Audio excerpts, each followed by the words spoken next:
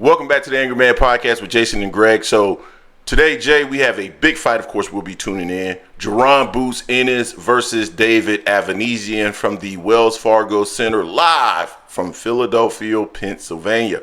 This is a homecoming for Jaron Ennis, and this is our official prediction video. Now, Jay, when you are fighting at home, there's always going to be a level of pressure on you to perform in front of that hometown fans, and there's just all these distractions as well in regards to just having a fight, right? You got people that are asking for tickets, you got family members that are hanging around, you got friends that are hanging around, so it can be a big distraction. Now, I believe Jaron Ennis trains out of Philadelphia, but of course this is going to be a different experience with the fight also being there. I've said on multiple occasions, I think you said it as well in our prior video, he's going to have to be spectacular if he wants an opportunity to fight Terrence Crawford in the future.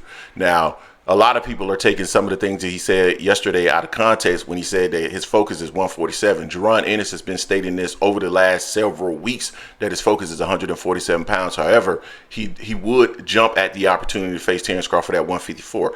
I believe that his focus is at 147 because he doesn't believe that Terrence Crawford would actually take the fight. But with Turki Al-Sheikh in place, hey, there may be an opportunity for him to take that fight. Now, the one caveat I would add to this that I would say gives some of the detractors a little bit of credence is this. Jaron Ennis needs to be more vocal about what it is that he wants to do. If he truly wants Terrence Crawford, be more vocal about it, because that puts pressure on Terrence Crawford to make that fight when you're being more vocal. If you're saying, hey, my focus is 147, but if Terrence Crawford gave me the fight, I'd be there at 154 in a minute. But give me the fight. I'll come up there and fight you at 54 in a heartbeat, because he could always move back down and fight at 147. But it is what it is. Be a little bit more vocal, Boots, if you truly want that fight, because people are going to try to take what you say out of context. Now, as for the fight, as long as it's the same Jaron Ennis that we've seen, I fully expect Jaron Ennis to win this fight. Jaron is sharp. I think he's strong. I think he's fast. I think he brings too much to the table for David Avanesyan. I do believe that the fight will be entertaining from the jump, though, because I believe Jaron Ennis is going to want to make the fight entertaining. I think Jaron Ennis is going to want to go in there and have a little bit of fun. I think that Team Avanesyan may throw a wrinkle in there. You do know that David Avanesyan sometimes will switch back and forth. I don't believe that's going to provide any challenge to Jaron Ennis, but I think they might try to take a page out of the Quran book and try to move backwards, right? Try to provide a little bit of lateral movement, see how Boots ends up trying to walk them down, see if he's improved in that area. And we'll see, and see if they can walk Jaron Ennis into something. I don't think it's going to work, but I think there's a possibility that they might try to add that wrinkle into their game. I have Jaron Ennis probably by 7 or 8 round knockout. Jay, what's your thoughts?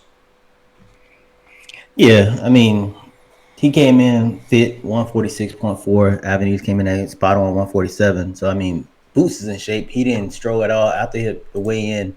He didn't even rush to get any liquids or anything.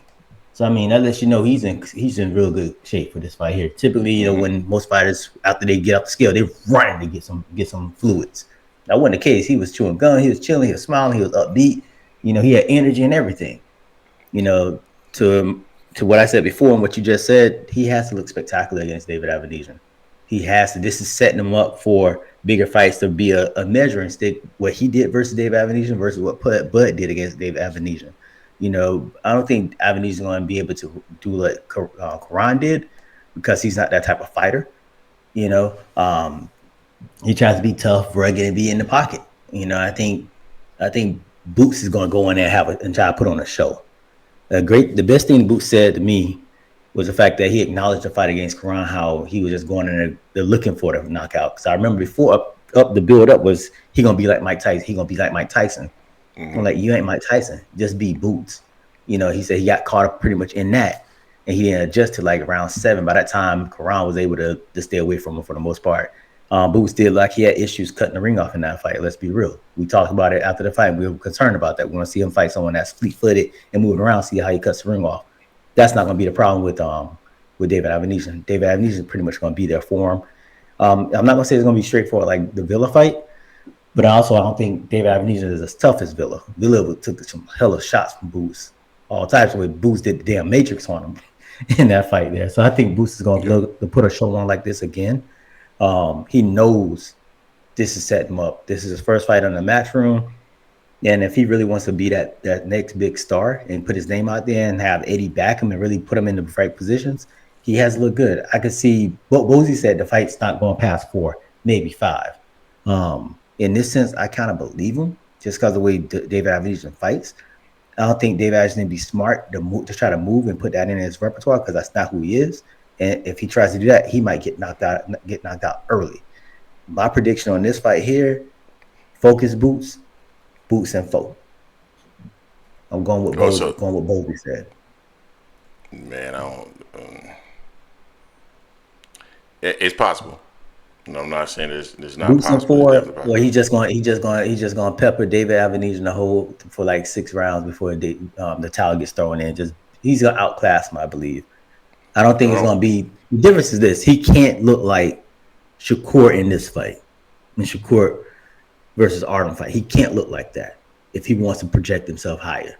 He has a look like Abdullah Mason was in his fight. Hell, even like Keyshawn Davis was in his fight. Pepper and dude and just having fun in there, showing that you're levels above your opponent. He has to show that. But I think he definitely needs to get a knockout on it just because Bud got a knockout against David Avanesyan, so that's going to be always a measuring stick. I did it better, just like they did with Bud versus Porter, Bud versus Kell Brook, Spence versus Porter, Spence versus Kell Brook. That's going to be how people measure this fight. Yeah, I think that's how people are going to measure this fight, but I definitely think Jaron Ennis shouldn't go in there with that on his mind, right? And he mentioned that, hey, I'm not really concerned about what somebody else did. I'm only worried about what I did or what I'm going to do, and I think that's very important for him. Hey, don't worry about how Terrence Crawford performed because that's based off of Terrence Crawford and his circumstances in that particular fight, and you never know. You know what I mean? You never know what's going to happen with a particular fight, right? It's just different circumstances, different night. Different things may end up being required, and that's okay.